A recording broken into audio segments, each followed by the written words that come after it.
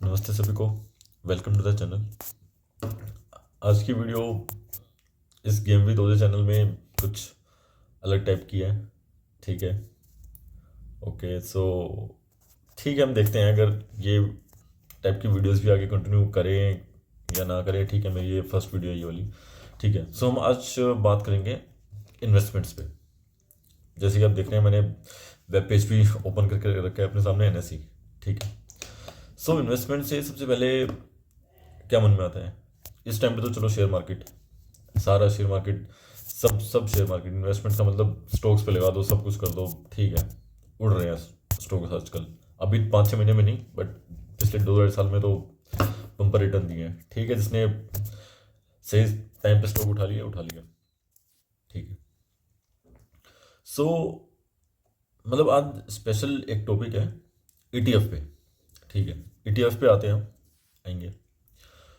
So basically मतलब आजकल हो क्या रहा है कि सभी को मतलब स्टॉक्स वगैरह में, शेयर्स में समझ आ चुका है कैसे इन्वेस्ट करना है। सब फंडामेंटल कंपनी के समझ लेते हैं, देख लेते हैं। और आजकल इंफॉर्मेशन भी बहुत ज़्यादा है, सबको पता भी चल जाता है कि हाँ भाई किस कंपनी में क्या चल रहा है। पहले 7-8 10 साल पहले वाली बात नहीं रही कि इंफॉर्मेशन लेट पहुंचती थी। ठीक है, आजकल लोग रिसर्च के टूल्स भी हमारे पास बहुत ज़्यादा आ गए हैं। आपको एक दो ऐप में, एक दो टूल्स में आपको सब कुछ पता चल जाएगा, इसकी क्या फाइनेंशियल कंडीशन चल रही है,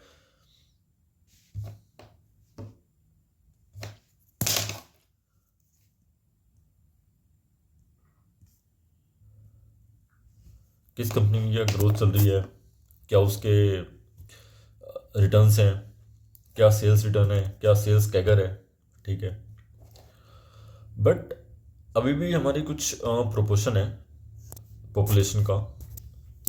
हाँ, जो इन्वेस्टमेंट कर रहे हैं उसमें से कुछ प्रोपोर्शन है। मतलब इंडिया में अभी भी वो प्रोपोर्शन नहीं है कि जो मतलब आपके 50-60% इन्वेस्टमेंट कर रहे हैं, अभी भी ऐसा नहीं हुआ है। ठीक है, तो उसमें से कुछ प्रोपोर्शन को, परसेंटेज पर्सनस को नहीं पता कि ना अभी हम कैसे जज करना है, या फिर उनके पास टाइम नहीं है इतना, या फिर जो मतलब कुछ कंपनीज हैं, कॉर्पोरेट्स हैं, दे कांट इन्वेस्ट इन मतलब लाइक शेयर्स वगैरह ये सब। चलो ठीक है, वो तो अलग लिक्विड म्यूचुअल फंड्स में जाते हैं, वो अलग चीज़ है। ठीक है, बट कुछ पॉपुलेशन को नहीं पता। ओके, सो उनके लिए म्यूचुअल फंड्स बेस्ट प्रोडक्ट है। आप एक म्यूचुअल फंड को दीजिए अपना पैसा, एंड जो वहाँ पे फंड मैनेजर्स हैं they invest on your behalf, and वो आपको बेस्ट से बेस्ट रिटर्न्स देंगे depending on their portfolio and there management. ठीक है, उसमें हमारे पास बहुत स्कीम्स आ जाती है म्यूचुअल फंड्स में भी। ठीक है, बट आज का टॉपिक म्यूचुअल फंड पे भी नहीं है। आज का टॉपिक है एक्सचेंज ट्रेडेड फंड पे, जो कि एक नॉर्मल बंदा कर सकता है। वो ऐसा प्रोडक्ट है कि ना आप उसके फंड मैनेजर नहीं हो, बट एज इन आप उसके एज इन मतलब डुप्लीकेट फंड मैनेजर हो। मैं तो ये कहता हूँ उसको, क्योंकि उसमें बेसिकली कुछ सिस्टम नहीं होता है ETF में। They are basically driven by the जो अपना जो उसका एसेट है, अंडरलाइंग जो एसेट है, बस उस पर ही ड्राइव करते हैं वो। उसमें कुछ आपका पोर्टफोलियो चेंज हो ही नहीं सकता है अदर देन म्यूचुअल फंड। ठीक है, सो पहले ETF समझ लेते हैं होते क्या हैं। ठीक है, वो मैं भी अभी थोड़ा सा यही बता सकता हूँ आपको कि ना एक्सचेंज ट्रेडेड फंड होते हैं। ठीक है, हम एक जो हम अपने अपने NSE पे, BSE पे ट्रेड कर सकते हैं, जस्ट लाइक म्यूचुअल फंड। ठीक है, ठीक है, तो थोड़ा समझते हैं कि ना ETF होते क्या हैं। ये तो एक लेमन लैंग्वेज थी। ठीक है, ETF मीन्स कि एक तो वो फंड ही है। चलो, फंड में क्या होता है कि ना बहुत सारी सिक्योरिटीज आप पुल डाउन करते हो, एंड देन एक उसका एक फंड बन जाता है सिक्योरिटीज का, इंडिविजुअल सिक्योरिटीज का, उसको हम फंड बोल देते हैं। एंड जब वो फंड आपके किसी एक्सचेंज पे, लाइक स्टॉक एक्सचेंज पे, लाइक NSE, BSE, या फिर US में हम कहें नेस्डेक, या फिर जो न्यूयॉर्क अपना स्टॉक एक्सचेंज है वहाँ पे ट्रेड हो रहा होता है, तो वो होता है एक्सचेंज ट्रेडेड फंड। कि आप उसको स्टॉक एक्सचेंज में ट्रेड कर सकते हो, जस्ट लाइक ए नॉर्मल अपना जो स्टॉक होता है। कोई भी आप इक्विटी का स्टॉक होता है, जब आप उसकी तरह स्टॉक की तरह ETF को ट्रेड कर सकते हो। मतलब आपके जो मार्केट आवर्स है में कभी आप उसको बाय करो, कभी भी आप उसको सेल करो। ठीक है, दूसरी बात ये, अब ये म्यूचुअल फंड से अलग कैसे है? म्यूचुअल फंड आपका एक्सचेंज में ट्रेड नहीं होता other than close ended funds, ठीक है, वो अलग टॉपिक चला जाता है। ओपन एंडेड म्यूचुअल फंड्स होते हैं, वो स्टॉक मार्केट में एक्सचेंज नहीं, ट्रेड नहीं हो सकते। आप उनको अगर आप आज रिडीम करोगे तो 1-2 दिन बाद उनकी वैल्यू आती है, ठीक है, और उस वैल्यू पे वो ट्रेड होते हैं, एंड आपके जो रिडम्शन वैल्यू है वो भी आपके अकाउंट में शायद से 1-2 दिन या 2-3 दिन लग जाते हैं उसको आने में, ठीक है। यहाँ पे आपका पूरा एक्सचेंज ड्रिवन होता है, जब जितना टाइम आपके एक स्टॉक को सेल करने के टाइम में अमाउंट आता है उतना ही टाइम ETF को ट्रेड करने के अमाउंट में आ जाएगा आपके जो अपना ट्रेडिंग अकाउंट है, वहाँ से आप विड्रॉ कर सकते हैं, ठीक है।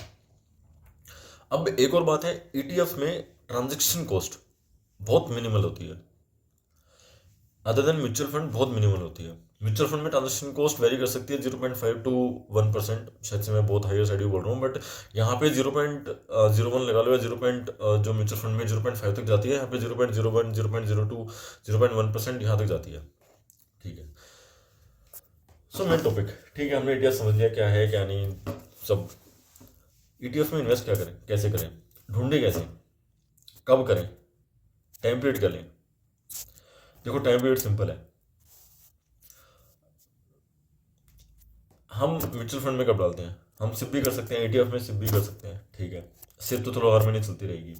सिप में भी अगर आपको अमाउंट बढ़ाना है तो अमाउंट आप बढ़ा भी सकते हो, वो कब बढ़ाना है, ठीक है, वो सर सबके स्टैंडर्ड रूल हो सकते हैं कि जैसे अब निफ्टी 5 to 10% डाउन गया है अपने प्रीवियस हाई से, या फिर और कभी 5 to 10% आप डाउन जाता है, तो अपने पोर्टफोलियो का जो भी आपका कैपिटल एलोकेशन है उसका 20%, 25% उस टाइम पे डाल सकते हैं, ठीक है।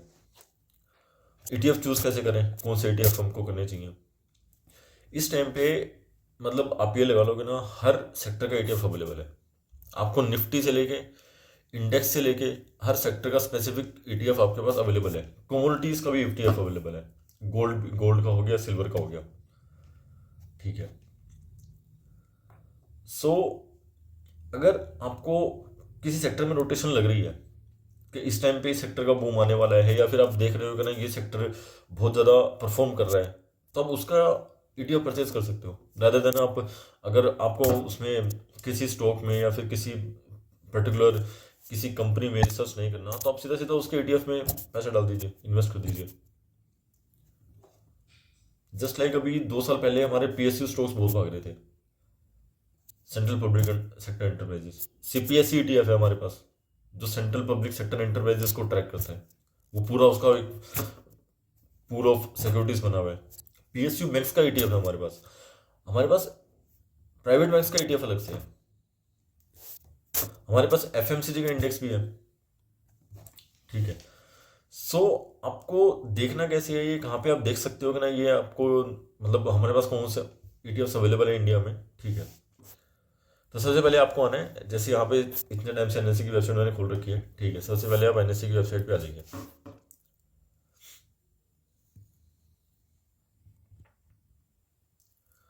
हम जाते हैं इसमें मार्केट डाटा में,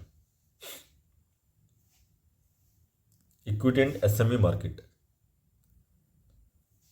यहाँ पे आप देखेंगे ये है एक्सचेंज ट्रेडेड फंड,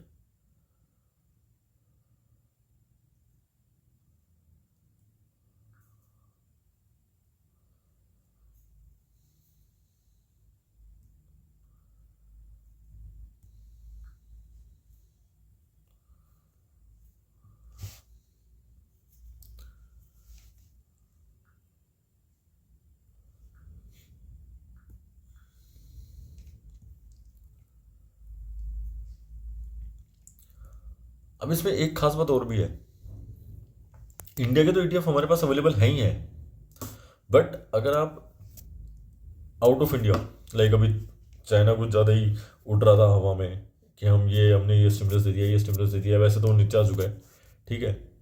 तो हमारे पास चाइना का चाइना की मार्केट मार्केट का ETF भी है, चाइना के इंडेक्स का। हमारे पास नेस्डेक का ETF भी है। ट्रम्प साहब के आते ही सारे IT स्टॉक क्या भागे हैं, किसी को करना हो नेस्डेक में इन्वेस्टमेंट ETF के थ्रू कर सकते हैं, ठीक है। अब ये हमारे पास सारे आ गए हैं टोटल ETF टोटल हमारे पास है सारे के सारे, आप मिला के अगर आप देखेंगे तो 152, 150, 200, 200, ये अपने हो गए 225। ठीक है, 225 ETFs अवेलेबल है इस टाइम पे, तो बहुत ज़्यादा बढ़ गए हैं। इतना लगता भी नहीं था इतने हो जाएंगे। क्या बात है। ठीक है, ओके। इसमें ज़्यादातर तो बॉन्ड ETF होते हैं, लिक्विड बीज। आप देखेंगे तो बहुत ज़्यादा लिक्विड बीज है, हर एक फंड हाउस लेके आ रहा है अपनी ETF। ठीक है, न्यूयॉर्क स्टॉक एक्सचेंज का FANG plus total return index. FANG FANG आप समझते हैं, Facebook, Amazon, Netflix, Google plus, ये सब इसमें आ जाता है मैं फांग में। इसका ETF हमारे पास अवेलेबल है।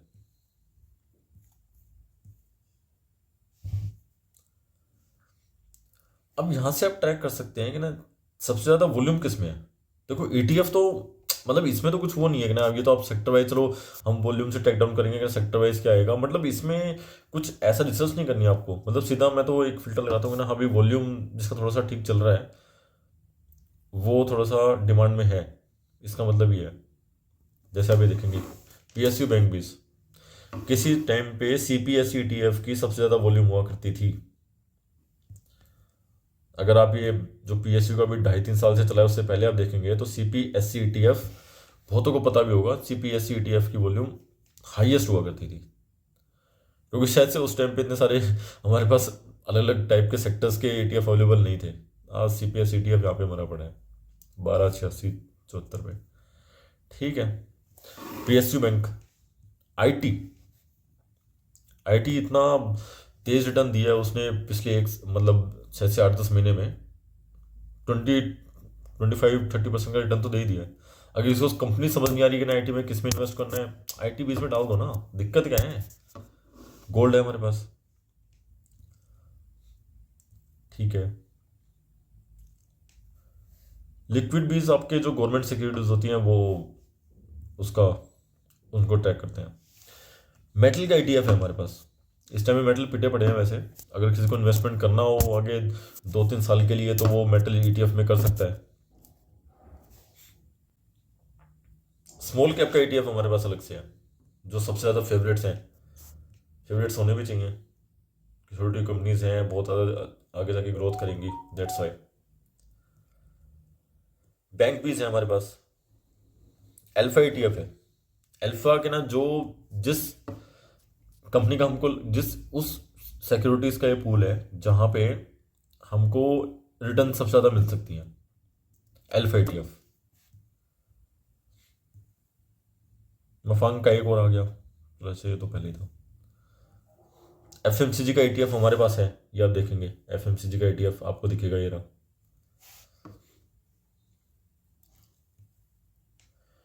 Nifty EV and new age automotive total return index, इसका ETF ये तो पहली बार देख रहा हूँ मैं। EV का ETF भी आ चुका है, EV इंडिया, वाह। मतलब मैं वही कहूँ कि ना 225 ETF आ चुके हैं कि ना, कहीं ऐसे जाने की जरूरत ही नहीं है। EV इंडिया में देखना पड़ेगा ये है क्या।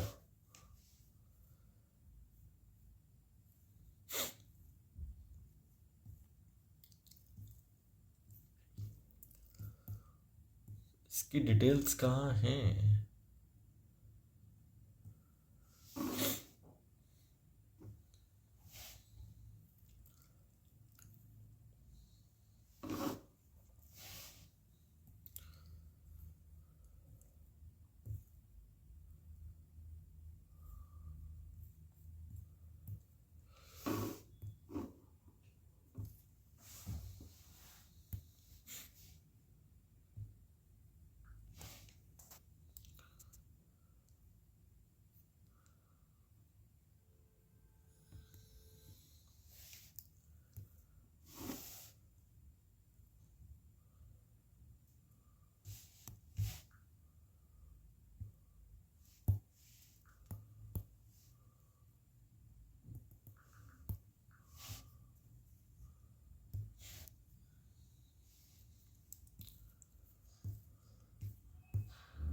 किसको ट्रैक करता है ये बता दो।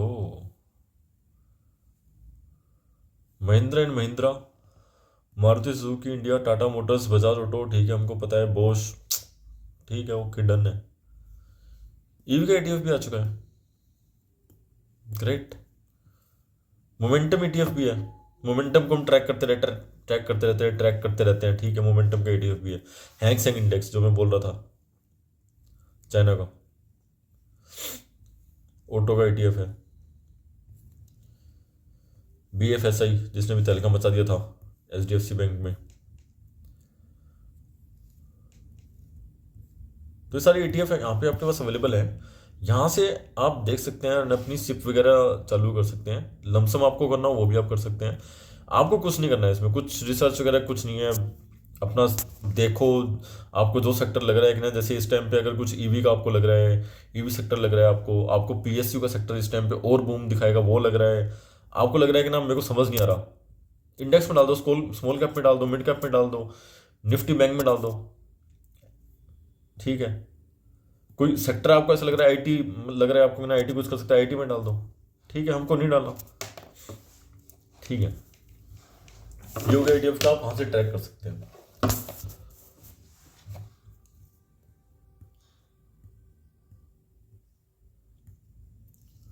अब अब कुछ नहीं करना।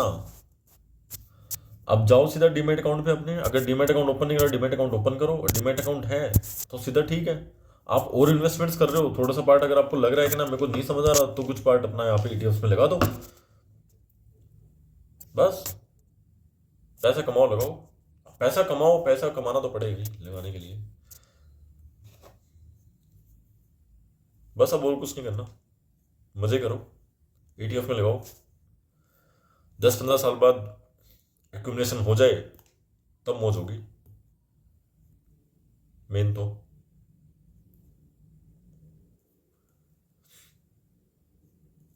ठीक है, तो ठीक है, ये फर्स्ट वीडियो थी इन्वेस्टमेंट्स के ऊपर, कुछ अलग ही टॉपिक।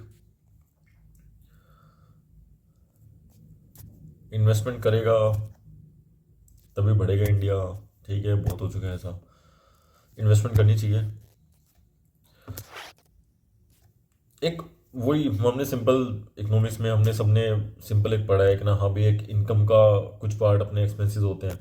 एक्सपेंस करेंगे तभी वो कंपनी चल रही है, तभी ETF चल रहे हैं। अगर एक्सपेंस करेंगे नहीं तो ये FMCG क्या हो गया, IT क्या हो गया, कुछ होगा ही नहीं ना। लैपटॉप चलाएंगे ना, कुछ और एक्सपेंस करेंगे ना, फोन चलाएंगे, कुछ नहीं चलना, ठीक है। एक्सपेंस का पार्ट निकाल दो, ठीक है। आलतू फालतू एक्सपेंस नहीं, कॉमन एक्सपेंस। फिर एक हमारी सेविंग्स हो जाती हैं। अब सेविंग्स में ये सेविंग्स में आने लगी अब तो कि ना, हमको हेल्थ इंश्योरेंस लेना है, ये सब लेना है, लाइफ इंश्योरेंस है, ये सब भी मैं, चलो ठीक है, ये इन्वेस्टमेंट को ही कहता है, but these are not investment, कोई रिटर्न नहीं देंगी, ये अपनी सेविंग्स ही हैं। फिर एक पार्ट हमारा आता है इन्वेस्टमेंट्स का, ठीक है। बस इनकम के ये 3 पार्ट्स हैं, बाकी उसके अलावा कुछ बचता है तो ठीक है, वो अपना वही अपने एक्सपेंसेस एंजॉयमेंट वगैरह इन सब में चला जाता है, ठीक है। सो इन्वेस्टमेंट करो, आगे बढ़ो एंड खुश रहो। Okay, thank you.